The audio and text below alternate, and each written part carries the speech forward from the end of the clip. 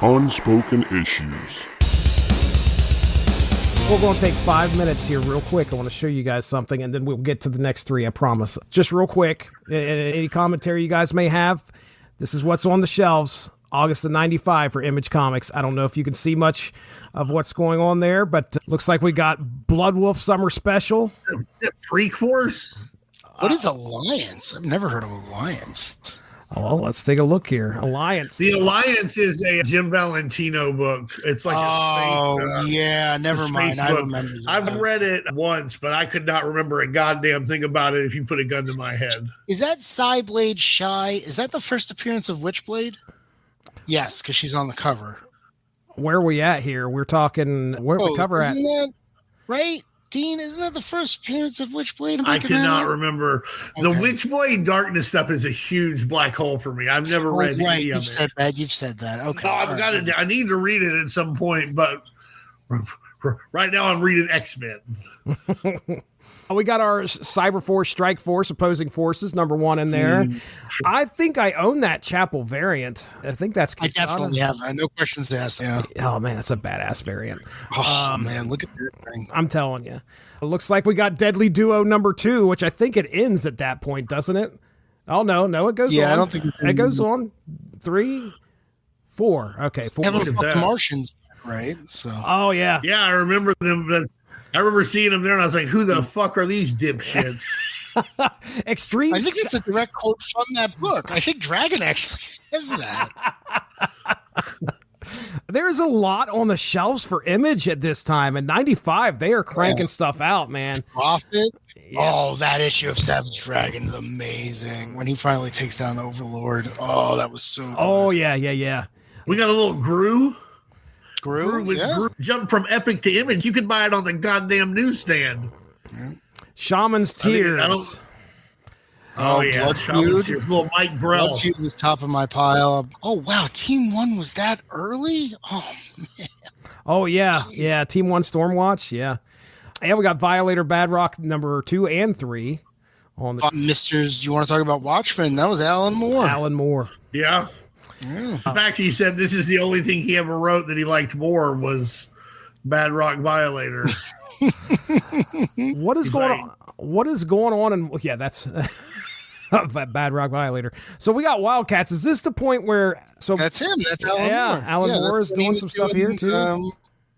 He split them up into 2 books, and then he introduced the Ladytron. There they are: Condition Red, Tau, Mr. Majestic, and Savant. Yep, this was a shift of the book, right? Like they had, yeah. Massive shift. I was getting this one on my pull list. Because McFarlane got him, right? McFarlane's like, I'll pay you whatever you want, write my characters, you don't worry about continuity, I just worked with Neil Gaiman, do whatever you want.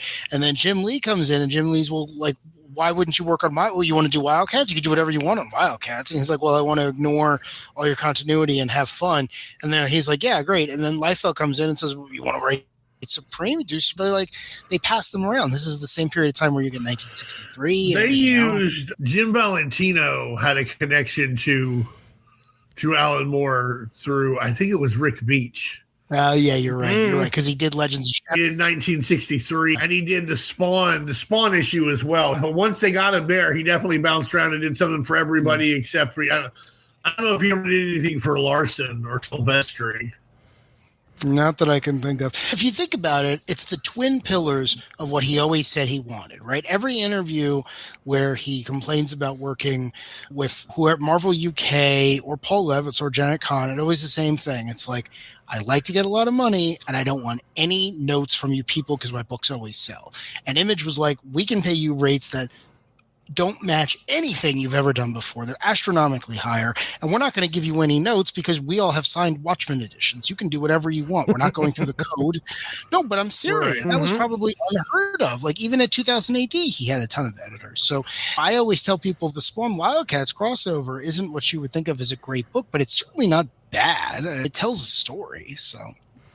I'll give one last little shout out, and that is to the second printing of Stormwatch #25. I have a soft spot for Images of Tomorrow, which is... Oh, Images of Tomorrow. Yeah, the 25th issue of Stormwatch got printed way early, so you got to watch. That was probably the most, I think, faithful to that event, watching them lead up to issue 25.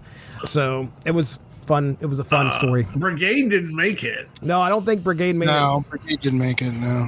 Yeah. All right. Jesse, that's wild. So when you were reading this in 1995, if someone had said to young Jesse Starcher, man, one day all these Stormwatch characters are going to be killed by the aliens from Alien, would that have just blown your mind? Would you have just been like... Right? Like, think about that. I'm like, that's great. That's awesome. And when I look at this page, like, I owned probably about at least 25% of what we're looking at in August of 95 here from Image. Same. Like, I had Stormwatch, I had Dragon, I had Wildcats going on my pull list. Spawn Blood Feud, I know I own that issue. I was picking up these Prophet issues for sure. Extreme Sacrifice was, I think, had ended. I own that Nightmare issue for sure. I have all the night. I'm pretty sure I got the whole Nightmare series, which is only like, I think, a few issues. It's just a small amount, but I do not own this Cyblade Shy stuff, though. I'm telling you, man, I'm pretty sure that's the first appearance of Witchblade. Because again, I'm thinking back to Wizard before she premiered with the Sylvester Turner covers. I'm pretty sure she premieres in there. I'm pretty sure that's her on the cover, second row down, third in from the right. I'm pretty sure that's the Witchblade. I could be wrong. Okay. All right. I'm sorry, guys. All right. Let me stop sharing here. Let me get this removed. This is important, though, because you have an excellent point, which is you put Astro City up against everything else that was coming out, not just on the shelf at the store, but from the same publisher. Granted, as much as Image could be defined as a traditional publisher, obviously this doesn't even say Wildstorm. It said Homage or Homage or however you pronounce it at the time. So that's why we're still talking about it 30 years later, whereas the three of us might really like the Deadly Duo or Stormwatch or anything else on the list. Most people would not regard the rest of those series highly. This thing is still coming out today. So I do think that's important to provide context. It's like, you look at this list and it's like, which one is not like the other? Well, it's the one with the Superman pastiche flying through the clouds. So, right. yeah, I think that's really important context to have.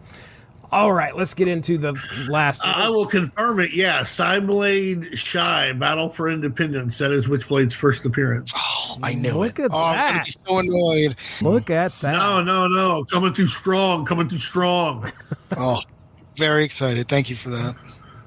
All right, issue 4 of Astro City, number 4, Safeguards. Marta, a young woman raised on the mystic Shadow Hill, finds herself caught between two worlds when supervillains attack her downtown law office as the First Family battles Demolitia and the Unholy Alliance. Marta is injured and forced to confront whether the charms and traditions of her upbringing truly protect her. In the aftermath, she realizes that talismans come in many forms, from crucifixes and wolfsbane to emergency brooches and superheroes, and that both Shadow Hill and City Center operate by their own rules. Offered a chance to leave her neighborhood behind, Marta instead chooses to stay, no longer out of fear, but out of understanding. And in a city filled with monsters and miracles alike, she discovers that the greatest safeguard is knowing who you are and where you grew up. Number 5 of Astro City, Reconnaissance. A seemingly harmless little old man named Mr. Bridwell is revealed to be a grotesque alien scout sent to determine whether... Turns out to be Zorak. Yeah, a grotesque alien scout to determine whether Earth is worth invading. Secretly cataloging Astro City's heroes from Samaritan's subtle fatigue to Crackerjack's reckless bravado, he prepares to signal his race to conquer the planet. After Crackerjack rescues him from a burning building and spends the night stumbling through half-lucky victories, ego-driven grandstanding, and messy heroics, Bridwell initially sees in him something familiar. A flawed but persistent spirit that wants to find his own species. Humanity's stubborn drive nearly spares Earth until Bridwell, irritated by the petty gossip of boarding house ladies, snaps and transmits the invasion signal anyway. In a darkly ironic twist, the fate of the world hinges on the fragile patience of an observer who decides in a moment of contempt that humans aren't worth saving.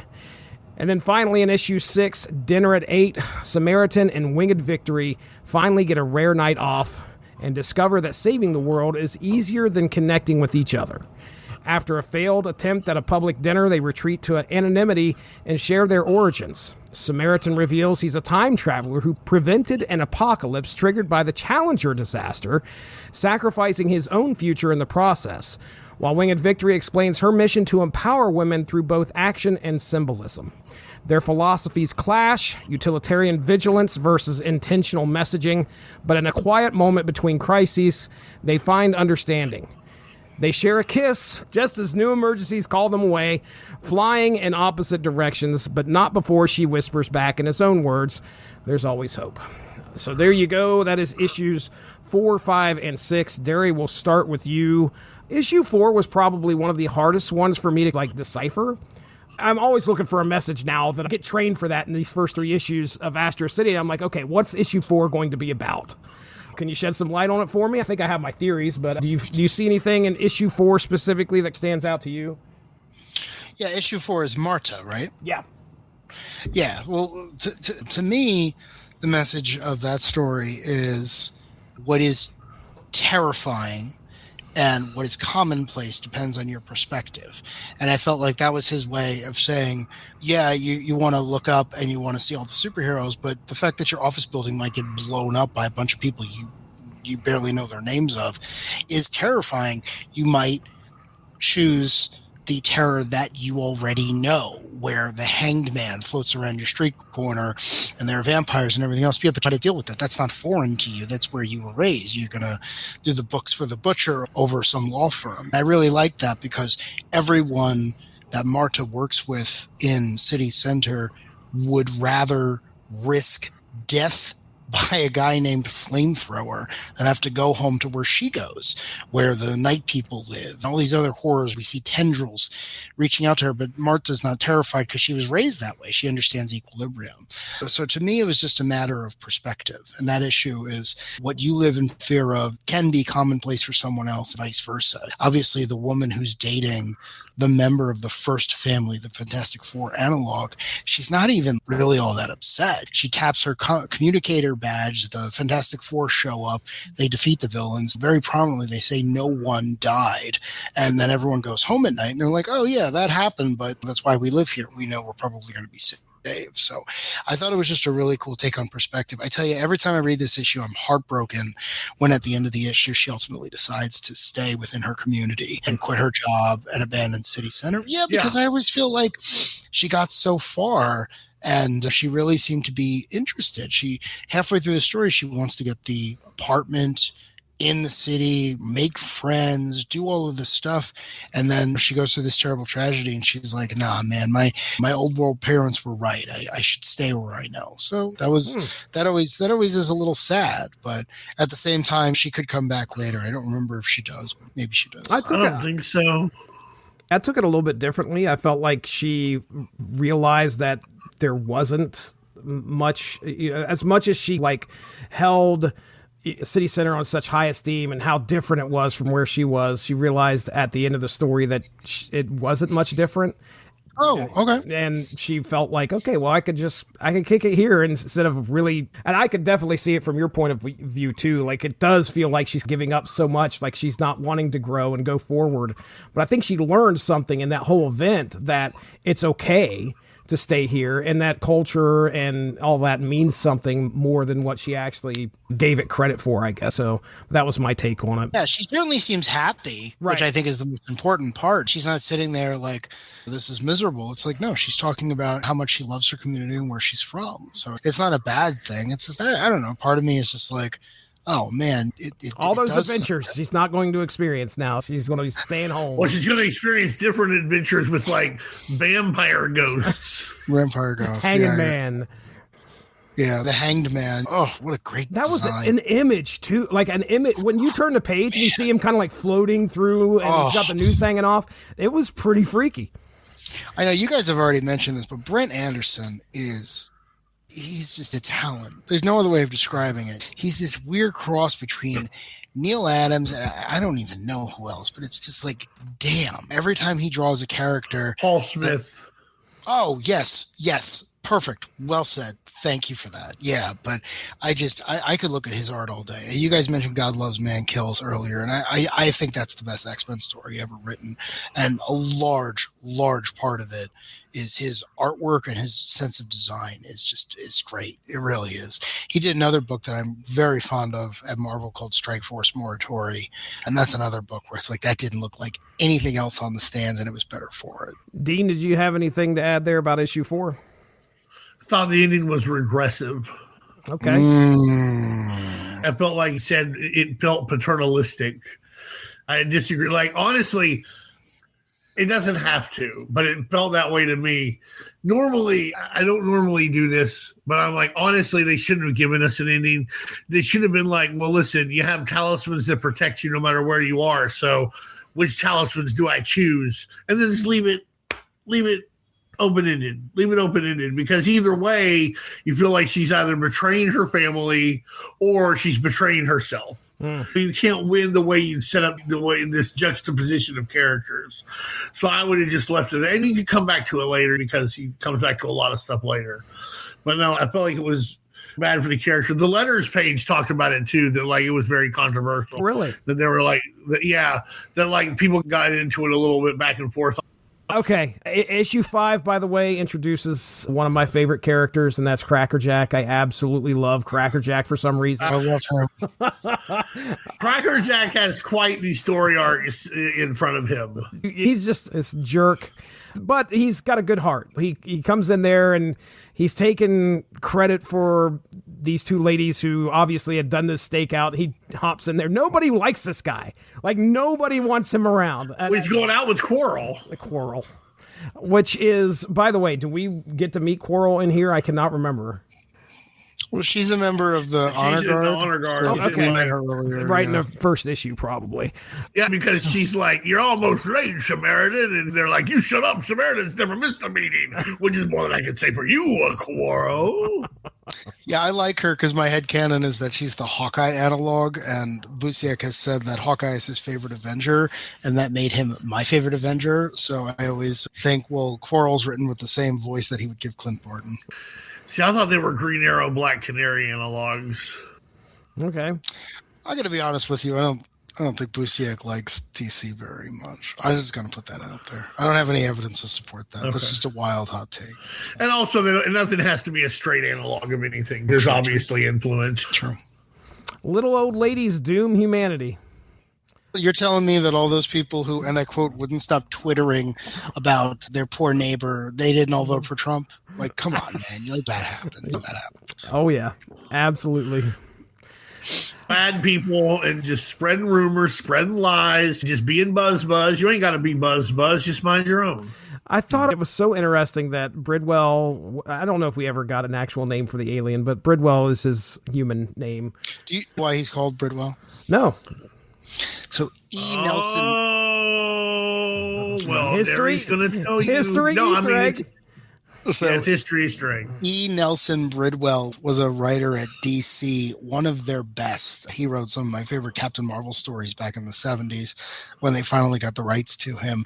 He was one of those guys where no one had a bad thing to say about him. He was one of the first people to sit down before even the legendary Mark Grunwald and say, well, wait a second.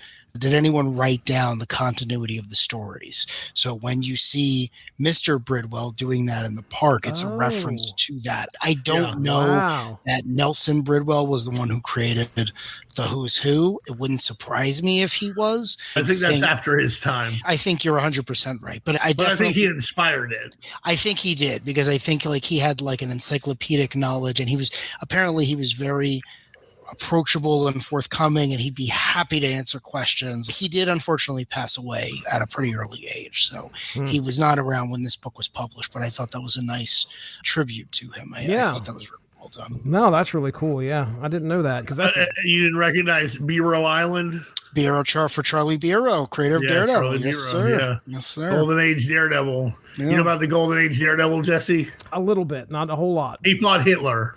Okay. A lot. Like, my Yeah. goodness. Pretty sure he qualifies as his arch nemesis. So. If you Google, like there's just an issue called like Daredevil battles Hitler. Like It's great. It's amazing. And it's just him. Eric Larson's used him a lot. A lot. 10 or 15 years.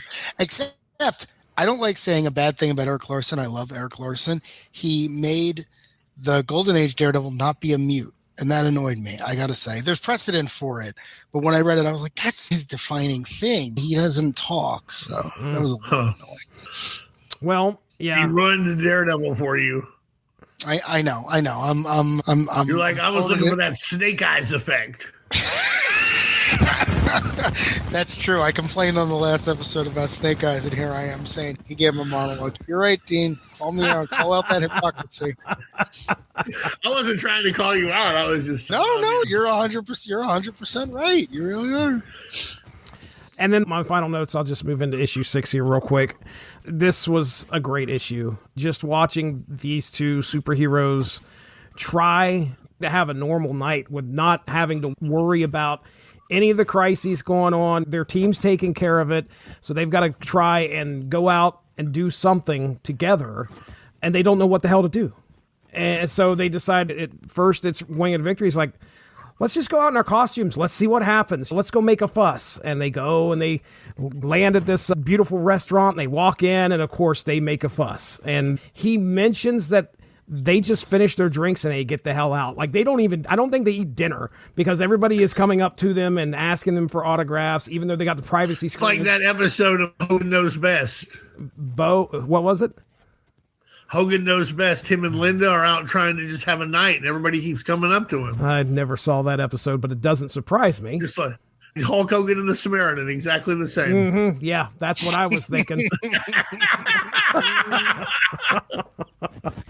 But yeah, then they finally decide, okay, let's figure out where's a good place to eat, and we'll get in our civilian identities, and they go and try to have a normal conversation, and it becomes a discussion about the philosophy of being and what that means. And of course, they don't see eye to eye. She gets upset and leaves after a bit of a pretty much, he's trying to understand where she's coming from. She leaves. She turns into Winged Victory and makes a scene and then takes off out of there, upset. And then he catches up with her and he's open-minded. He understands. I love his origin, by the way, because his origin being a time traveler from the 35th century and then wiping his own future out by basically making sure that the Challenger doesn't explode. Fantastic. Great stuff. Yeah. So, but yeah, them having a kiss when everything is silent. That's a big, big, big moment. Like he goes, listen, there's nothing going on right now. And then they kiss. And then, of course, it's a moment. They can't. I think that's the big takeaway from this is that there's no way these two people could have a life together. They can have a moment, but there's no way they could have a life together because it would always be. They absolutely wind up going out. Well, I'm sure they do. But I'm sure they try because guess what? There's always hope.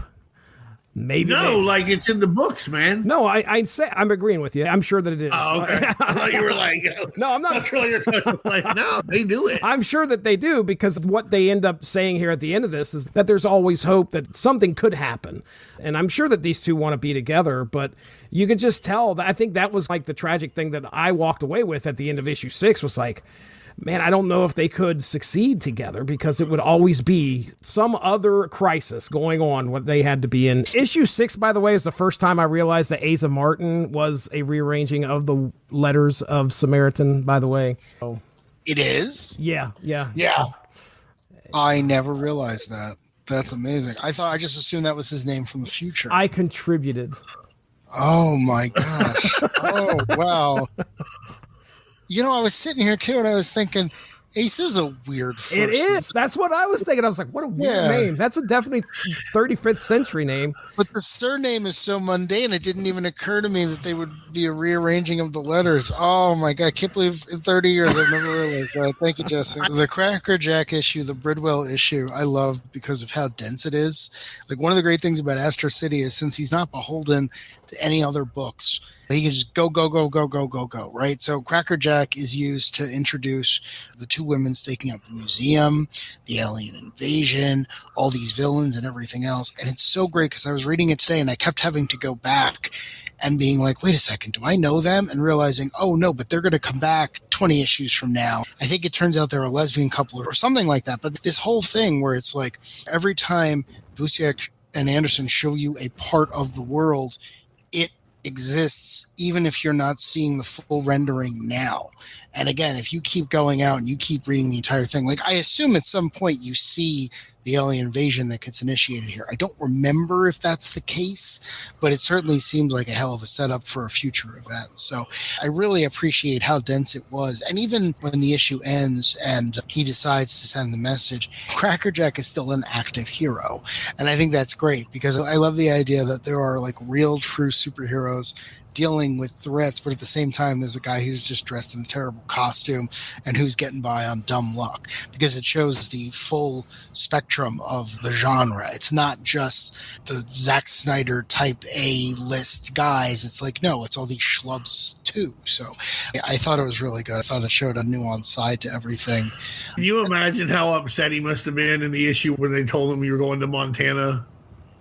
Montana? What's in Montana? Yeah, in the issue where like he's on where Wing and Victory and Samara are on a date, like they're looking at stuff. And, oh like, yeah, you're right. And he's like all this so another guy can get some. Can you imagine just when they told him like, hey, you got to go to Montana? Like, no, I don't want to go to Montana. What am I going to do there? That actually surprised me when I read that, because I was like, why would you include him in like? There's this. I know. All the members of Honor Guard, or some they can of them fly or can like teleport. Or, they are top shelf when it comes to superpowers. They're like Cat 5s here. So it's like, I didn't understand why someone would be like, all right, Crackerjack, you're going to the most empty state in the Union because a natural disaster is coming, and your ability to swing from lamppost to buildings is going to be completely useless because I'm pretty sure there are no skyscrapers there. So I was very surprised by that. But again, that's just a minor quibble. The thing I loved the best in issue 6 on their date was just the climax of the story when Winged Victory says, why would I want to spend any more time as her than I absolutely had to be? And I thought that was such a great take on the Wonder Woman archetype, where the character of Wonder Woman and her secret identity, there's a very thin line between the two of them. But here, it's almost like a Captain Marvel or Shazam situation where it's like, no, I was one person and I become another person, and the person I become is all powerful, and she can do anything, and she can inspire everyone. She has control over who she is and what she wants to do and what she wants to say. So I thought that was a very powerful moment, and I liked the subversion of where you think the story might be going.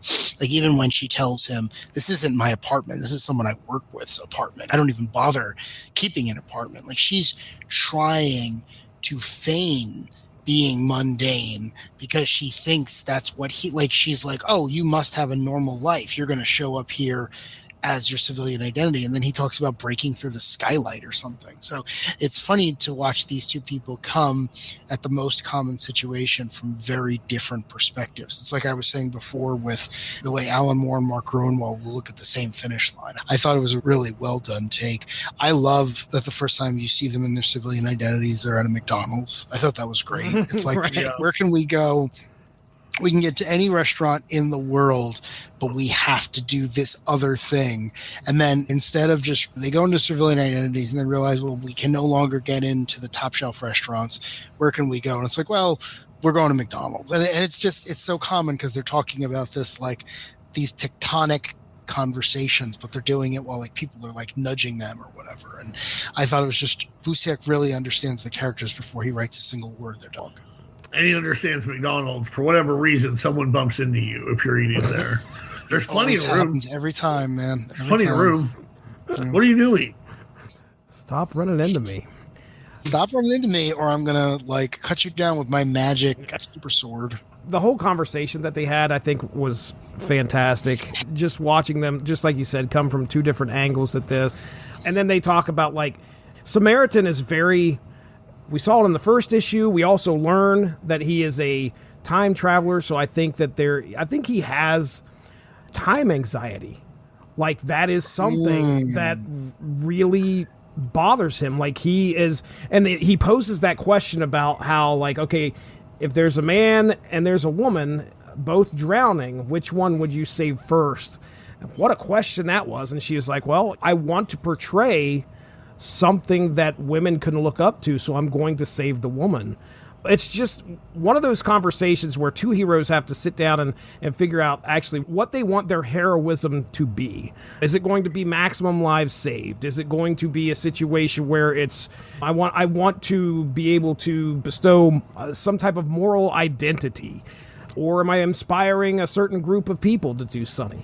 So, it's a lot more than I was expecting from a superhero date. I'll just tell you that much. Busiek does a great job of putting that out there. Dean, did you have anything you wanted to say? Well, I think Winged Victory is emblematic, and I don't want to sound too presumptuous here because I'm a white dude, but like historically minorities and women are a minority in almost every aspect of society across the world, have to like figure out ways to take care of themselves. They have to figure out ways to figure out systems that work for them. Then they have to figure out ways to work within the greater system that exists to try and get more freedom and more respect, etc. And so I think Winged Victory, just her schools and stuff are just representative of that. She knows that women need this help in a way that a lot of men don't. And I don't still think there's anything wrong with that. I get why Samaritan thinks so, but like Samaritan, what's his answer? He's like, well, whoever was closest. That's just as arbitrary in a way. Like, you're going to pick something. If you can't save them both, you got to pick something. Right. And whatever you're picking is going to be a choice. And she's going to make her choice more simply than you can. Mm-hmm. So the only other thing I wanted to say is I was really surprised by the fact that Samaritan's origin is so deeply tied to the Challenger. Right. I wasn't expecting that because everything in Astro City has an analog in itself. So it wasn't like, oh, he saved the experimental space program, the Richards or something. He didn't save the Stark shuttle. He didn't do that. He saved literally the Challenger, which was this terrible disaster in our real world. And I think there's some precedent for this. I think John Byrne did something similar in Man of Steel. I could be wrong. I'm not too familiar on that story, but I remember that being an important part in some of the mid-90s Superman stories I read. But yeah, to your point, the idea that you'd be able to trace our inevitable end 1,500 years from now to that, and in our world we didn't save it, that's weird. That's coming at it from two different angles, where it's like the one thing I've decided to base in the real world is this horrible tragedy, which would have been relatively recent when this thing came out, and somehow connected to the end of every single thing. It caught me off guard, where I was like, well, it's not outside of the realm of possibility based on the world you've built, but I certainly wasn't expecting it. The 40th anniversary of that happening just passed, right? Did it happen in 86? That sounds right. Yeah. So yeah, it was 1986. Yeah, that just passed within the last few weeks, if I remember correctly. So yeah, interesting. It was a big deal when it happened. I remember my older sister, for whatever reason, she decided to start a family newspaper, and the main article was like, the Challengers they're going to launch the Challenger, and this teacher is on it.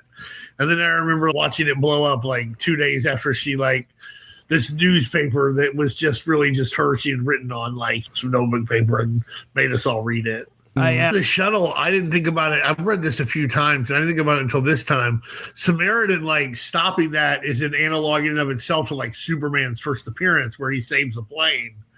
This is because he gets named from the incident and everything. He gets named from this incident here. Oh, yeah. Pretty good stuff. These 3 issues, I really like the Zorak looking guy. I completely feel bad for him that he burned his place down. But I get where he's coming from, where he's these people, but where people can be annoying. I don't know if it's so annoying that you would decide to conquer the earth. Decide to destroy it. Well, if you were already gonna. Yeah. I love how he struggles with the decision throughout the whole thing. He's right. There's just this something's nagging at me. I could have sent this signal months ago, but I haven't for some reason.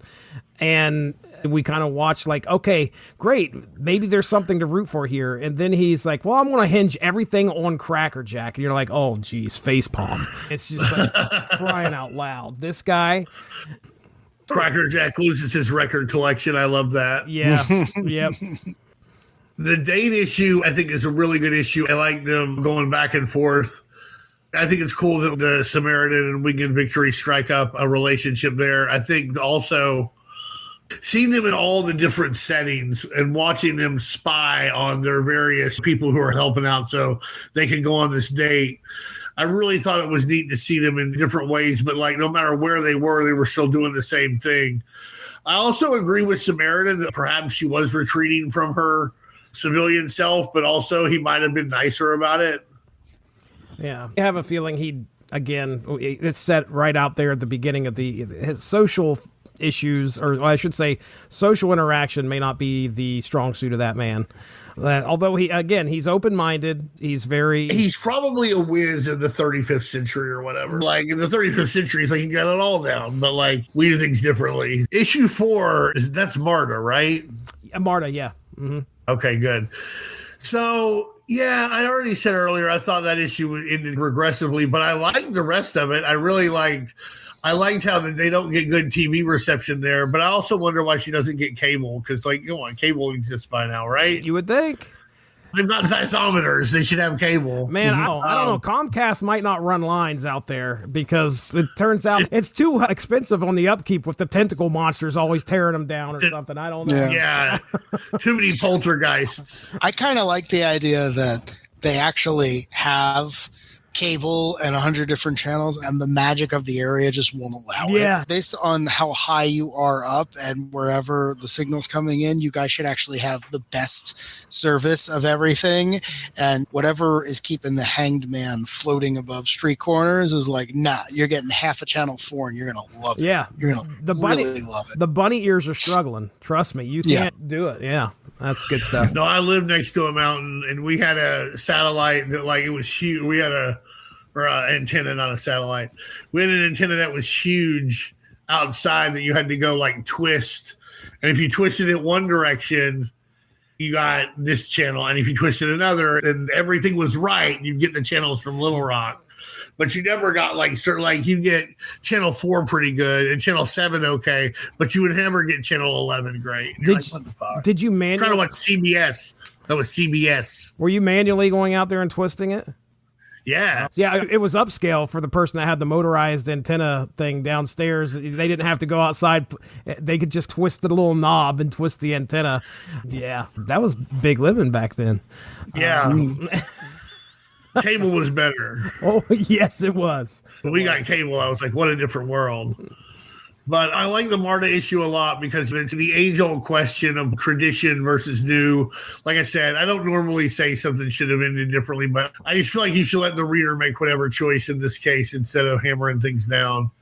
I like Crackerjack a lot. I know a lot of things that happened to him, and I remember when I was reading it, like some things that are going to happen. So I really like some stuff he's going to go through and some decisions he's got to make. But here, where he's young and adventurous, it's funny to see somebody with that devil-may-care swashbuckler attitude, but just having fun doing superhero stuff and not always doing it the best, but certainly doing it with the most flamboyantly. And again, he's an asshole, but he's not an asshole like U.S. Agent. Like, people don't like that guy. This guy, you're like, oh, what a jerk, until you realize, like, oh, that's just how he is. Mm-hmm. But he doesn't know he's being a jerk. Once you realize that, he's a lovable guy, and I think that this issue gets that across incredibly. But again, just more excellent world building. Mm-hmm. Yeah. I got to remember, like, this is a great foundation for what's to come, I'm sure, in the many following issues and specials and stuff that get laid out here. So, yeah, it is fantastic world building. Okay. Are you guys ready to get into the half issue? Anything left unsaid? No, I don't think so. All right.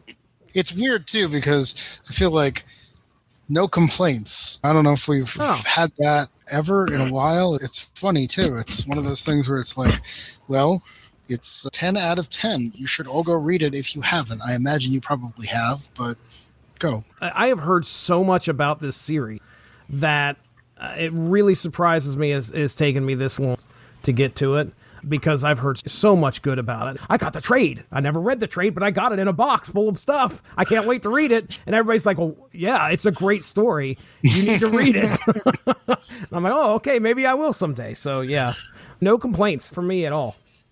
Yeah. Yeah, it's pretty close to perfect superhero comics. All right, our issue half, the Wizard special here. You guys might know the history about this because I did not look it up, but I know Wizard would sometimes come out with these half issues. Were they usually bagged or were they part of the issue of Wizard? Oh, you sent a coupon off for them most of the time, I want to say. Every time. Yeah. Yeah, I can remember some stuff being bagged with Wizard, but they were like ash cans. Yeah, so what they would do is sometimes Wizard would come packaged. Hero started that, by the way. Hero Illustrated. There you go. They would come packaged with ash cans or sketchbooks or previews or things like that. Trading cards. Yeah, the Earth X one famously came packaged with that. I still have that to this day. But the 1/2s, you had to buy the issue. You had to take the certificate. You had to mail in that and your money, and you had to do it soon. There was a cutoff, and then you would get yours in the mail later. And I know that because this was my first one, and it was not my last one. The only one I ever got was the very first one, the Max. Oh, Max 1/2. That's cool. I do not have the that Max one. half. Yeah, okay. Which Wizard had prices for before it came out. That sounds like Wizard. Little. I got a lot of them. Every once in a while, I'll be going through an old short box and I'll be like, what is this? And I'll pull it out and I'll say the Wizard 1/2. And I'm like, I got to start storing all of these in one place because since Wizard doesn't exist anymore, I don't even know how many I have and how many I'm missing. Armstrong sent me a message there. It was earlier this week or last week. And he was like, hey, I got an idea for a poll. I was like, okay. He's like, we need to do a poll of Wizard half issues and see what comes out on top. And of course he listed this one. I'm like, well, we're getting ready to talk about this one. I think it was Evan that actually spoke up before I could. But I have a feeling that if this was in there against everything else that came out from like the half issues, is there anything else that would have beaten this? No. It's hard to believe. This one in Eisner, this isn't just the best issue of 1/2. This is one of the best things Busiek's ever written. Like, someone should tell me. You're talking about winning or losing the poll. Right. Yeah.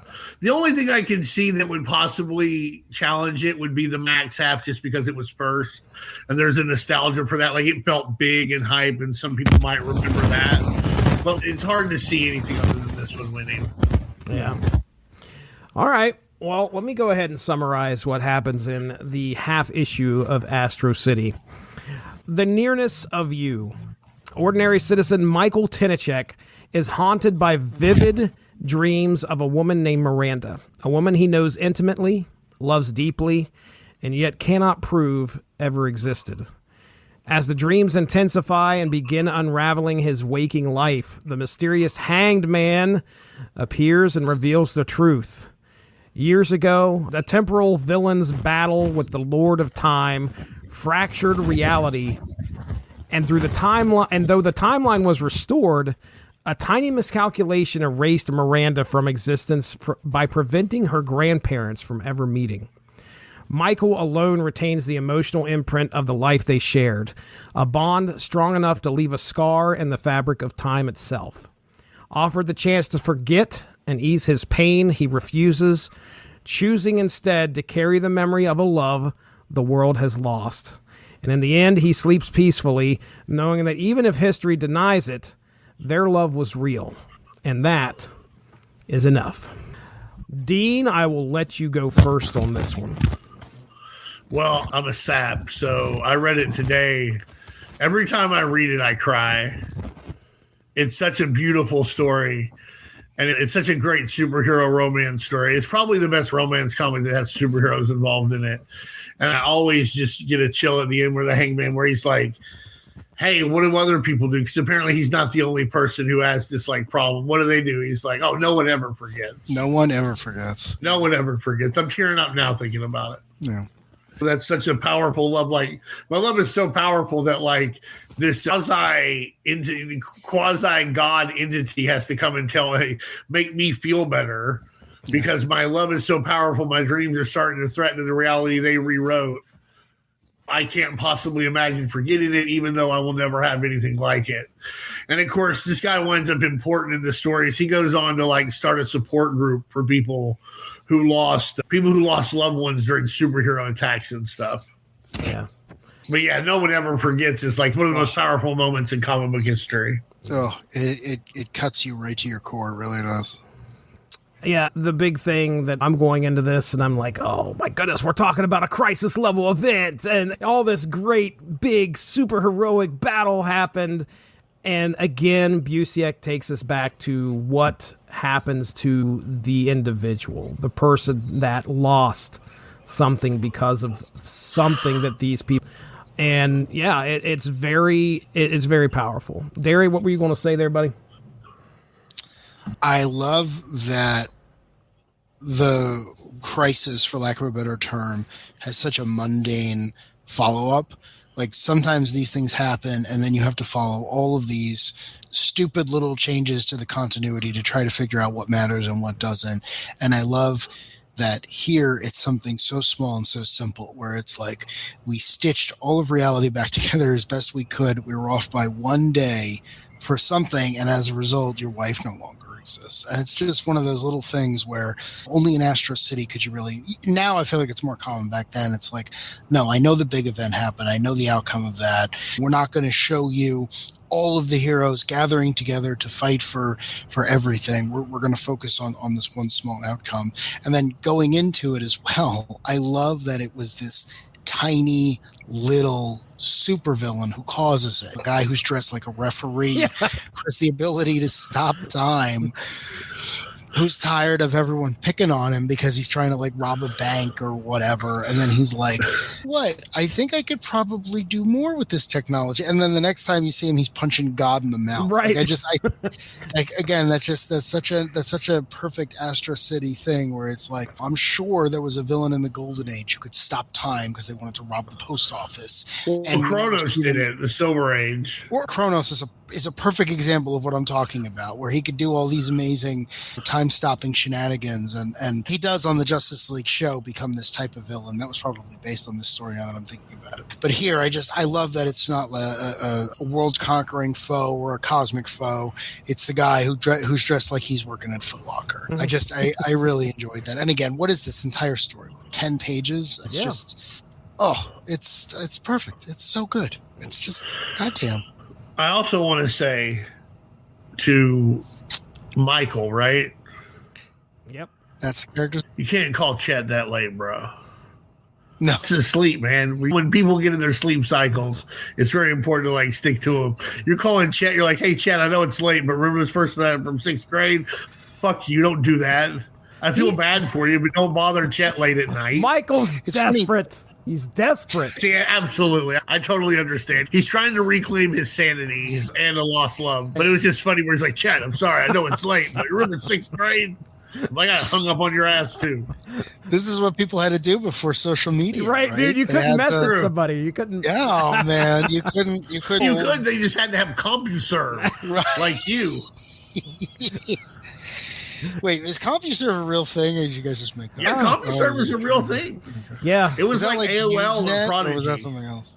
What? Was that like Usenet? Was that a thing? Okay, I think Usenet was like message boards. Oh, okay. And CompuServe was like AOL or Prodigy. Oh, all right. When you look at a lot of these letters pages from the 90s, they started leaning into email. Send us an email. And you'll see a lot of... Hit us up on AOL. Yeah. Hit us up on AOL. You'll see a lot of like CompuServe or CompuServe addresses. And I think that's one I saw here in Astro City. He listed CompuServe. He listed an email address. He listed all these things because, man, back then you wanted to hear from your readers. And then maybe sometimes... Nowadays, you don't want to hear shit from anybody. You just don't put any addresses out there. I was a creator. I would do the opposite of a letters page. I'd be like, every single time one of you people reaches out to me with anything other than actually actionable criticism, I'm going to kill your favorite character. I don't know how any creator deals with constant, immediate, overwhelming feedback today. Yeah. I would lose my mind. I would lose all ability to create. It's a wild world. It really is. As far as that goes. That's the thing. At the time, you wanted this feedback, but only like 55 people were online, so it was okay. Yeah. And now everybody's on. Now the internet used to be a thing that you got on. Now it's a thing you take with you. Twitter is essentially a letters page for if you wanted to like voice your opinion about comics, you didn't have to worry about the editor or the writer not printing your shit.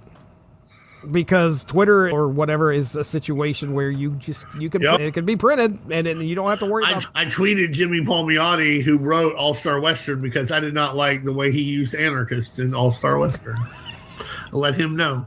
He did not respond. He did not care. Oh, but but I let him know. I know he at least saw the first tweet. Man, it was like a 3-tweet deal. It wasn't like I tweeted out of a bunch. Was Alan Moore ever on social media? No. Damn. No. Alan Moore got an iPad during the pandemic because he couldn't leave his house. I think up until then, if he saw you worthy of correspondence, you would get a letter passed through someone else. But it's not just him though. There are a lot of comic book creators that just skip this whole thing. Graham Morrison, Garth Ennis, Matt Fraction, and those are the ones I could just think off the top of my head. They're like, this isn't worth it. You're not getting anything out of this. So they just skipped it altogether. And then obviously going to the older generation, I know a lot of those guys are like chronically online. Like I think Howard Chaykin's on Facebook every 30 seconds. Famously, Steve Ditko, I don't even think owned a computer, but if you had his address and you sent him a letter, you were getting a reply. I know a lot of people, we're talking handwritten, hand signed, like, thank you for your letter. Here's answers to your questions. No, I don't want to talk about my work in the 60s. Have a nice day. Well, anything left unsaid about the nearness of you? The only thing I want to add is we've mentioned him a lot, but the design of the Hanged Man is tremendous. It really is. You have a black silhouette for his form, but he's got toes or whatever, so it's clearly supposed to be at least the outline of a body. The neck is covered by the sack, so you can't see the features, but it's also truly crooked, so you can tell that the person was at one point hanged. The noose is going off up into the heavens. Like, it's haunting for all the ways. It's like the Grim Reaper crossed with the Silver Surfer. It's just, yeah, that's a great way to put it. It's not a comforting image. And I love in issue 4 when Marta is looking at him and she says, part of my daily routine is that I say hello to him because I'm used to dealing with stuff. And she doesn't want him to respond. He's got bigger things to do. Right. And the day he does, she's like, oh no, oh, this is bad. This is very, very, very bad. Why did he acknowledge me? And then obviously she has the worst day of her life. So it's one of those things where I love that design. I loved it when I saw it originally on the cover of One Half. I love it when I go back. And you're talking about an embarrassment of riches. Everyone in Astro City is designed flawlessly. The characters who are supposed to be pastiches of existing characters still have their own interesting silhouettes, whether it's Samaritan, Confessor, and Winged Victory, or even the more minor characters. And then you go back to Jack in the Box, where it's just like, well, I wanted that action figure then. Yeah. But really, I thought it was a really good use of something we've seen 100 times before that still felt incredibly fresh. The Hanged Man, for me, it goes back to like what Dean, like, where it's a situation of like, I see this character I want to know so much about this character. Busiek he knows. Everybody wants to know everything about every character that he's going to lay out there, and he very decidedly and smartly says, you're not going to get all of this, and that's what makes it a fun read. It makes it a very engrossing read. I want to learn more, and I want to come back to this. Am I going to get the Hangman again? When I saw the Hangman, a lot of these issues, you're introduced to these characters that they don't show up in the next issue, and you got some new ones that pop up. So I'm like, when I see the Hangman again, I'm like, oh, okay. All right. So this is going to be a recurring character. At some point, maybe I'll learn something more. He almost, I sensed under the sack, or at least I saw something of a smirk or something. I saw a smirk. Oh. That was good. That was good. It reminds me of the Spectre too. Yeah. Yeah. It's clearly supposed to be the Spectre. Someone who is as terrifying to you, the person who's done nothing wrong, as it is to the villain. Well said. Yeah, the little smirk, right? That no one ever forgets. Oh, it's so good. It's one of those things where every time I read a bad story, I'm like, yeah, but you have this as the example of how to do it very well. 10 pages. Oh, kills me. Well, I think the best praise that you can give Astro City, or the ultimate praise you can give it, is like you would give this to any superhero fan, but the ultimate praise is I would give it to people who don't like superheroes. I would give these issues to people who might not be on the superhero bandwagon and be like, well, there's something here that you might be missing, and you might find it in these issues. Agreed. I got a small thing I'll read here that I worked through when just trying to see if there was a central theme. Mainly what I came away with was something along the lines of like almost every single issue deals with somebody who has a desire of some sort, but reality gets in there and either, I don't want to say like overturns that desire. It's more like you learn that what you wanted versus what reality can give you will change how you feel. And there's a bit of the Rolling Stone song. Sure. What are the lyrics? You can't always get what you want, but you might find you get what you need. There you go. That is perfect. We start out on issue 1. Samaritan has the desire to be free of responsibility. That's what at his core, when he goes to bed, he dreams about flying in the air without a care in the world. But what we realize there in reality, with great power comes great responsibility. With Elliot, our journalist here, his biggest dream is to publish the biggest, most spectacular story of his career. He wants that fame right there, right then, that instant. He lived it. Why can't people believe him? But what the reality is that integrity matters, or should matter, more than fame. Andrew, our criminal here, he has the desire to leverage knowledge for power, but knowledge can be power or a vulnerability, depending on which circles you run. Marta wants to escape Shadow Hill. She wants to get out of there. She wants to go live in the city. She also wants to redefine herself. There's a lot of that in there, but in the reality is the city isn't much safer. It's just different. And heroes and monsters exist everywhere. They just might be a little scarier there on Shadow Hill. And then we have our alien Bridwell, Mr. Bridwell, who wants to objectively judge Earth. Like, that's his plan. He wants to sit down and he wants to figure out, okay, should I call the invasion in? Are these guys worth even trying to come in here and invade? And what ends up happening is, as objective as he wants to be, what affects his decision at the end? It's pure emotion. Like, that's the reality. Emotions make judgments much more messy, and they definitely influence what you decide. And then finally, in issue 6, Samaritan and Winged Victory, the whole desire of that issue is they want to carve out some type of normalcy for themselves. Like, can they be normal? Can it be a situation where, okay, obviously we can't do that out in public, but maybe just together we can have some type of a normal life. And I think even in issue 1, they addressed that with Samaritan. Like, he says, like, he can't find somebody he loves. He was going to run that article, the top 25 hottest women of Astro City or something. And he's like, I hate doing this. And he wants that so bad. He wants to be able to do that. But the reality is, things will never be normal for him or Winged Victory. And a connection for those two will never be simple. And then, of course, our half issue, Michael, what he wants is he wants to prove that the person that he dreams about every night actually existed. Dean, you mentioned sanity. He wants to verify or at least rationalize in his mind why he continues to dream about this girl, why she feels so real, why he knows everything about her. And the reality is, yes, she was erased from existence, but the memory of their love remained. So that's powerful. I think that's the takeaway that I got here, was that each of these issues represented a hero that wanted something, and when they couldn't get it, they still grew from it. I hope that continues. I feel like that's going to be a theme that probably continues throughout the rest of the series. I definitely am on the hook. I hope at some point I get a chance to read the rest of them. Loved it. Absolutely loved it. Anything else from you guys? No? No, I'm good. No. Okay.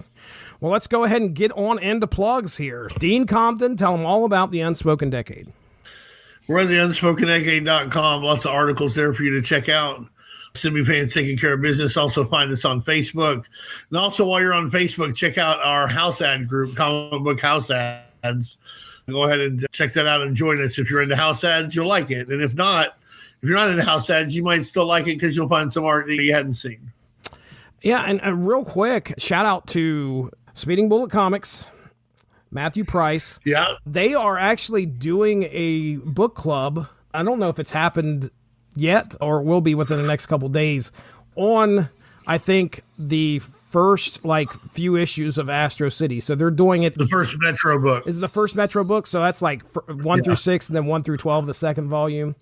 I thought it was very interesting that I saw his post on that. And I don't know if they publish anything with the actual book club itself, but I know that Matthew did throw some stuff up on his, what is it called? WordStack? Substack. Yeah. Check that out. sbcomics.com. Speeding Bullets on eBay too. So there's lots of great stuff for you to buy from Matthew Price. Absolutely. Might still be that deal. Look out. The supreme $2 million. The supreme deal, ladies and gentlemen. And you'll get you any issue of Supreme you want, any issue. He's hard at work. But there are lots of great deals going on there too. Hey, listen, as we record, last week was me, Dean, and Darry discussing Deathstroke City of Assassins. So go check that out. A lot of fun to be had there. And then, in 2 weeks, I'm going to go ahead and promote this. I can't remember if I was telling you guys about this. I'm certain I was. Me and Mark Radlich are going to be talking about Grant Morrison's Nameless. Oh, yeah, I'll throw in our plug for the Snap Material podcast where me and Evan Bevins get together and talk about Marvel Snap. So that just recently released, I think, earlier this month. So if you get a chance, check that out. We are getting out of here. That over there is Dean Compton. Down there is Darry Waite. We are going to talk to you soon. Have a good one. Bye-bye.